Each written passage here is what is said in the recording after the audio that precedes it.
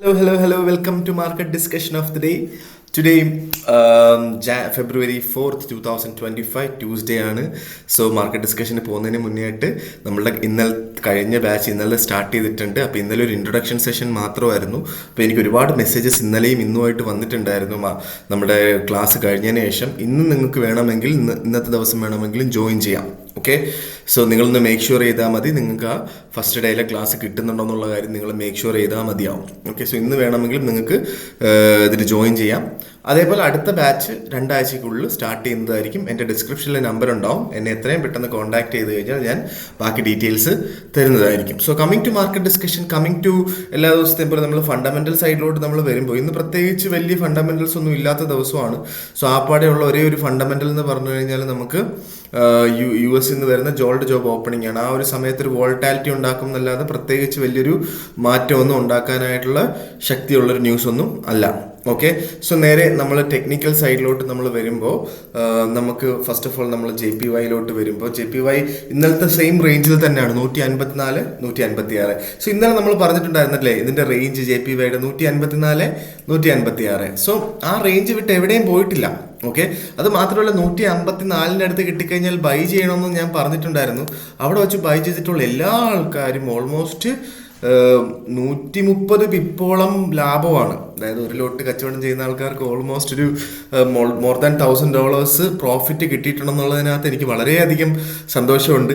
Okay, so അപ്പോൾ ഇന്നും same range തന്നെ കറങ്ങാനേ ഉള്ളൂ പോസിബിലിറ്റി ഉള്ളൂ. കാരണം ഈ ഒരു ഇത് ചേഞ്ച് ചെയ്യാനായിട്ടുള്ളൊരു പോസിബിൾ ആയിട്ടുള്ള ന്യൂസുകളൊന്നും വരുന്നില്ല.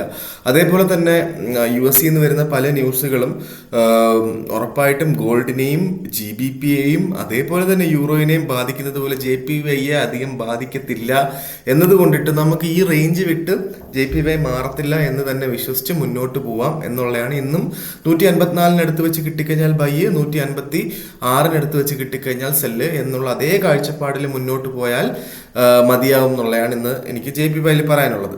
ഓക്കെ, സോ നേരെ നമ്മൾ യൂറോയിലോട്ട് വരുമ്പം യൂറോ ഇന്നലെ നല്ല രീതിയിൽ താഴോട്ട് പോയിട്ടുണ്ടായിരുന്നു. ഒരു ഭയങ്കര ജംപ് ഡൗൺ ആയിട്ടാണ് സ്റ്റാർട്ട് ചെയ്തത്.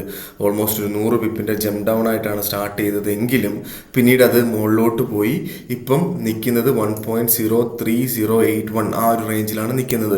ഓൾമോസ്റ്റ് ഒരു 100 പിപ്പ് മുകളിലോട്ട് പോയി. അപ്പം ആ ഒരു സമയത്ത് വെച്ച് നമ്മൾ പറഞ്ഞിട്ടുണ്ടായിരുന്നു ബൈ യൂറോ ബൈ ചെയ്തോ കുഴപ്പമില്ല, അല്ലെങ്കിൽ യൂറോ നമുക്ക് എവിടെ വെച്ചൊരു സേഫ് എൻട്രി എന്ന് പറയുന്നത് ഒരു നമ്മൾ ഈ ഒരു സമയത്തൊക്കെ ആയിരുന്നു മാർക്കറ്റ് ഡിസ്കഷൻ. നമ്മൾ 1.022 ആ ഒരു റേഞ്ചിലൊക്കെ വാങ്ങണം എന്നുള്ള കാഴ്ചപ്പാടിൽ തന്നെയായിരുന്നു നമ്മൾ നിന്നത്. അല്ലെങ്കിൽ നമ്മൾക്ക് 1.010 ആ റേഞ്ച് കിട്ടിക്കഴിഞ്ഞാൽ ഒരു ബെറ്റർ ബൈ ആയിരിക്കും എന്നും പറഞ്ഞു അല്ലേ. സോ അവിടെ നിന്ന് ബൈ ചെയ്തിട്ടുള്ള എല്ലാ ആൾക്കാരും മിനിമം ഒരു 80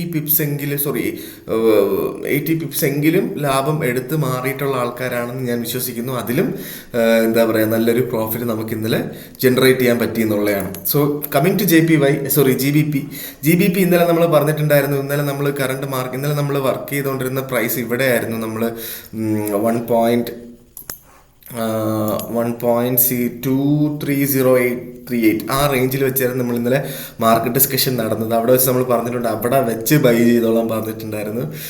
പക്ഷെ അതിൻ്റെ തൊട്ടടുത്ത മണിക്കൂറുകളിൽ ഈ വീഡിയോ കണ്ടിട്ടുള്ള ആൾക്കാർക്ക് അവിടെ വീണ്ടും വാങ്ങാനായിട്ടുള്ള ഓപ്പർച്യൂണിറ്റി കിട്ടിയിട്ടുണ്ടായിരുന്നു.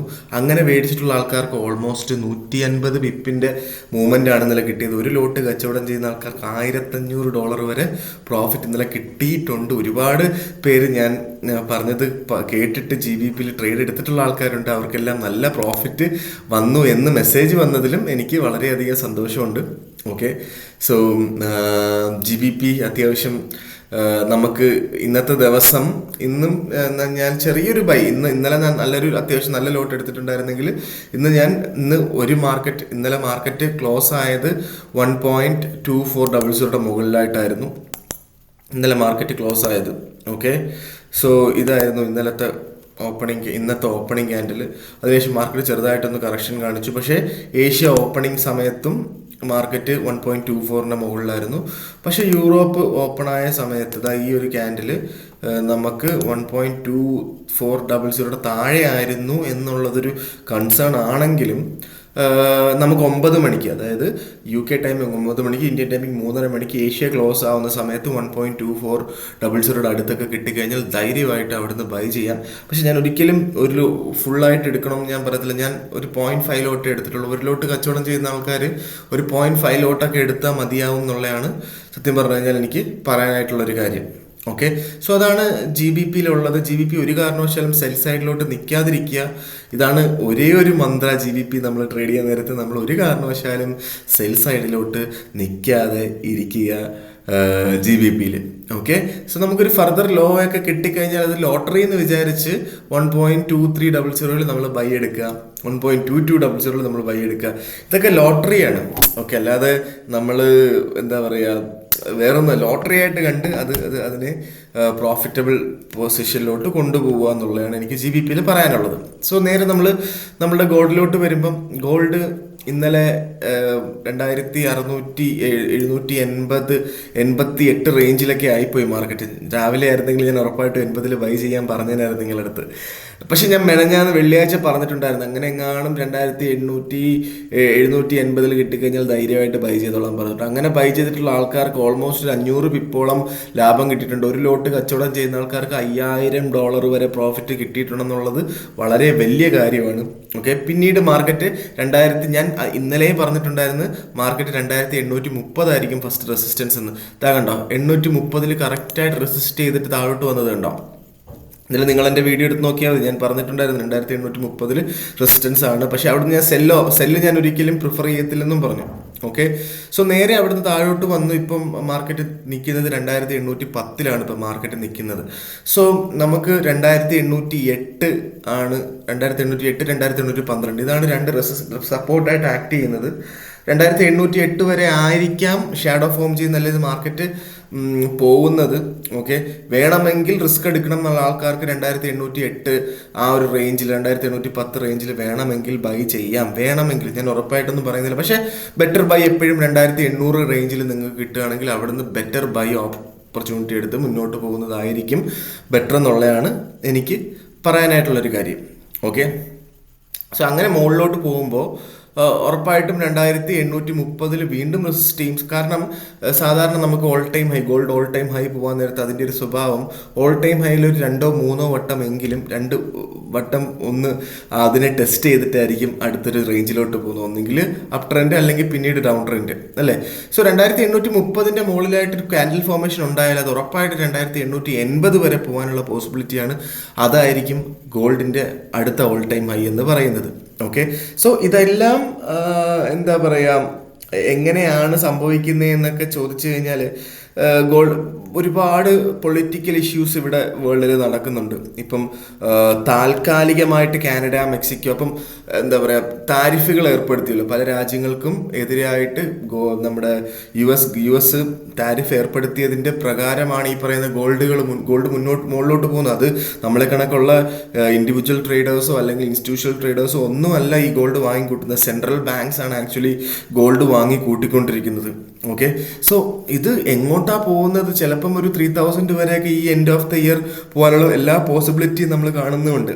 ഓക്കെ, സോ നമ്മൾ ഓൾറെഡി കഴിഞ്ഞ ആഴ്ച പറഞ്ഞിട്ടുണ്ട് കാനഡ, മെക്സിക്കോ പറഞ്ഞ രാജ്യങ്ങൾക്ക് US 25% താരിഫ് ഏർപ്പെടുത്തി എന്നുള്ള കാര്യം. ആ താരിഫ് താൽക്കാലികമായിട്ട് ഒരു മാസത്തേക്ക് നീട്ടിവെച്ചു എന്നുള്ളൊരു വളരെ നല്ലൊരു ന്യൂസാണ്. ഗോൾഡിലുള്ളൊരു പ്രഷർ താൽക്കാലികമായിട്ടെങ്കിലും കുറയും. പക്ഷെ ഉറപ്പായിട്ടും അടുത്ത മാസത്തേക്ക് മാറ്റി വെക്കുന്നില്ല എന്ന് പറയുന്നില്ല, പക്ഷെ അടുത്ത മാസത്തേക്കാണ് മാറ്റി വെച്ചെന്നുള്ളത് ഉണ്ടായത് കൊണ്ടിട്ടാണ് ഗോൾഡ് പിന്നീട് താഴോട്ടൊന്നും വരാത്തത്. ഓക്കെ, അതേപോലെ തന്നെ ചൈനയിൽ ഏർപ്പെടുത്തിയിട്ടുള്ള താരിഫ്, യൂറോപ്പിലോട്ട് താരിഫ് ഏർപ്പെടുത്തും എന്ന് പറഞ്ഞത്, UK താരിഫ് ഏർപ്പെടുത്തും എന്നുള്ള കാര്യങ്ങളൊക്കെ മാർക്കറ്റിനെ ഭയങ്കരമായിട്ട് അഫക്റ്റ് ചെയ്യും. ഒരു അൺസർട്ടൺ സിറ്റുവേഷനിലാണ്. ഓക്കെ, ഈ സെൻട്രൽ ബാങ്കുകൾ ഗോൾഡ് വാങ്ങി കൂട്ടിക്കൊണ്ടിരിക്കുകയാണ്. അപ്പോൾ സോ അതാണ് ഗോൾഡ് ഇത്രയും വില കൂടാനായിട്ടുള്ള റീസൺ. സോ ഇപ്പം എന്താ പറയുക കാനഡ അതേപോലെ മെക്സിക്കോയിൽ ഏർപ്പെടുത്തിയിരിക്കുന്ന താരിഫ് ഒരു മാസം നീട്ടിവെച്ചു എന്ന് പറഞ്ഞത് ഒരു ഒരു ഒരു ഒരു ഗുഡ് ഓപ്പർച്യൂണിറ്റി ആയിട്ട് എടുത്ത് ചിലപ്പോൾ 2730 ഒരുപാട് ഇൻസ്റ്റിറ്റ്യൂഷണൽ ട്രേഡേഴ്സ് ബൈ വെക്കും. അത് ചിലപ്പം ക്യാൻസൽ ചെയ്യാനുള്ള പോസിബിലിറ്റി അവിടെ ഉണ്ടാവാനായിട്ടുള്ള പോസിബിലിറ്റി ഉണ്ട്. ഓക്കെ. സോ അവിടുന്ന് നമുക്ക് ഒരു നല്ലൊരു സെല്ല് കിട്ടാനായിട്ടുള്ള പോസിബിലിറ്റി ഉണ്ടെന്നുള്ളതാണ് ഞാൻ ഉദ്ദേശിച്ച് വരുന്നത് ബേസിക്കലി. സോ ഇതൊക്കെയാണ് വേൾഡിൽ നടക്കുന്ന കാര്യങ്ങളും എല്ലാം കൊണ്ടും എനിക്ക് പറയാനായിട്ടുള്ളത്. ഇപ്പം നേരത്തെ ബൈ എടുത്തിട്ടുള്ള ആൾക്കാരൊക്കെ ഒരു ലോങ്ങർ ടേമിൽ നോക്കാതെ പാർഷ്യൽ പ്രോഫിറ്റ് എങ്കിലും 2830 ബുക്ക് ചെയ്തതിന് ശേഷം മാർക്കറ്റ് മുകളിലോട്ട് പോകുന്നു എന്നുള്ള കാര്യം പോകുന്നുണ്ടെങ്കിൽ അവിടുന്ന് അടുത്തൊരു എന്താ പറയുക ബൈ എടുക്കുന്നതായിരിക്കും ബെറ്റർ എന്ന് പറഞ്ഞുകൊണ്ട്, ഒരു കാരണവശാലും ട്രേഡ് ചെയ്യുമ്പോൾ സ്റ്റോപ്പ് ലോസ് ഇടാതെ ട്രേഡ് ചെയ്യരുത് എന്ന് വീണ്ടും വീണ്ടും വീണ്ടും പറഞ്ഞുകൊണ്ട് ഞാൻ എൻ്റെ മാർക്കറ്റ് ഡിസ്കഷൻ ഇന്നത്തെ ദിവസം കൺക്ലൂഡ് ചെയ്യാണ്.